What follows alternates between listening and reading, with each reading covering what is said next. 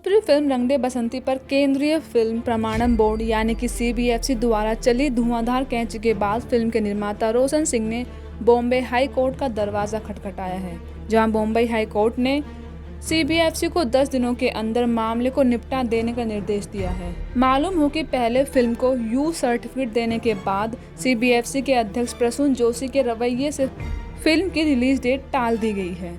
Trade पंडितों के अनुसार इससे इस फिल्म को 10 करोड़ का अनुमानित महानुकसान हुआ है। फिल्म के निर्माता रोशन सिंह ने प्रसून जोशी पर उन्होंने जानबूझकर सेंसर प्रक्रिया में देरी करने का आरोप लगाया और कहा कि हमारी फिल्म का नाम भी 2006 की आमिर खान अभिनेता हिंदी फिल्म से मिलता जुलता है। प्रसून ऐसा इसलिए कर रहे हैं क्योंकि वे हिंदी फिल्म से बतौर गीतकार जुड़े हुए हैं। इस बीच हम आपको बता दें कि निर्माता के आरोपों ने कई लोगों का ध्यान खींचा, जिसके बाद सीबीएफसी ने निर्माताओं को कट्स की एक सूची सौंपी। हालांकि इसमें यह उल्लेख नहीं किया गया कि फिल्म का नाम बदला जाना चाहिए, लेकिन सीबीएफसी की जांच समिति द्वारा मांगे गए संशोधनों को निर्माताओं ने अनुचित माना।